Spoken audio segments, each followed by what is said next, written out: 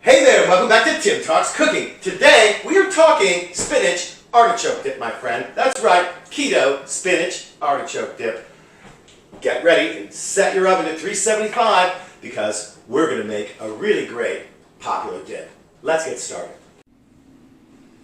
Here are the ingredients you'll need for this incredible dip. I really love this dip, and every time I make it, I wish I had more. So this time I'm making a double batch, and I'm going to bake half of it and freeze the other half for another time.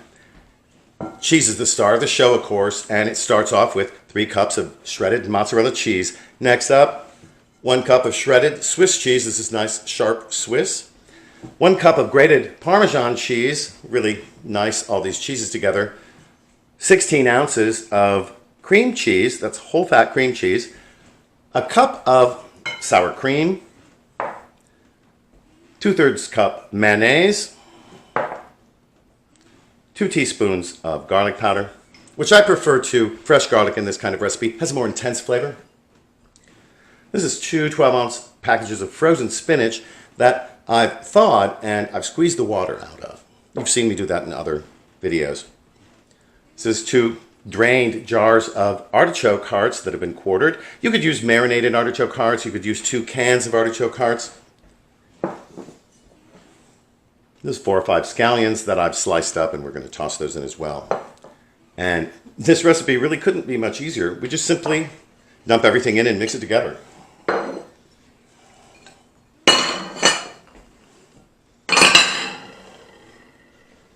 Dump and go, my favorite, right?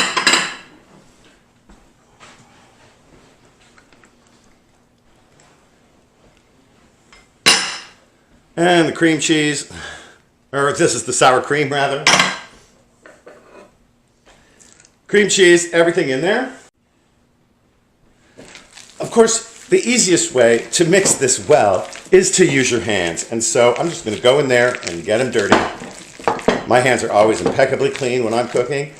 And there we go. And look at that. It's done in no time. If I tried to do this with that spatula, imagine. While I'm finishing up here, my oven is preheating to 375 degrees, and I've sprayed this glass baking dish with some cooking spray. You could use butter, whatever kind of way you like to grease up a pan. And now I'm going to put about half of it in the baking dish. The rest of it I'm going to put in a container and freeze it for another time. And here we go in our prepared dish. And oh, I hope you didn't think we were done, because we got a little more cheese to put on here. A little mozzarella cheese we're going to put on top.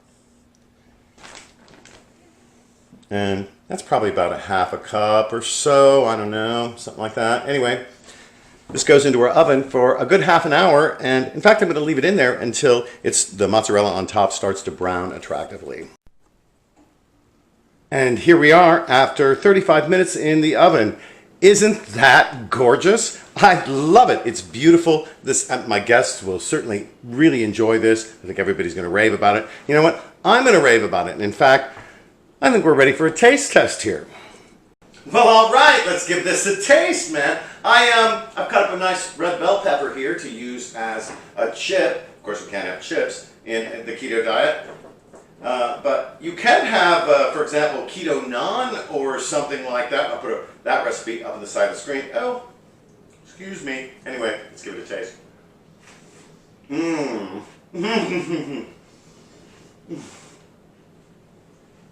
Mmm. Wow. Mmm.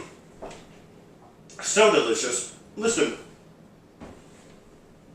This is like a fat bomb or something. It's really just so much cheese.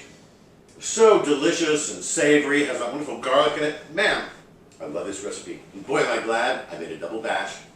Listen, thanks a lot for watching us here today on Tim Talks Cooking. And you know what? Before you go, please don't forget to like, share, comment, and especially subscribe. That really helps my channel grow.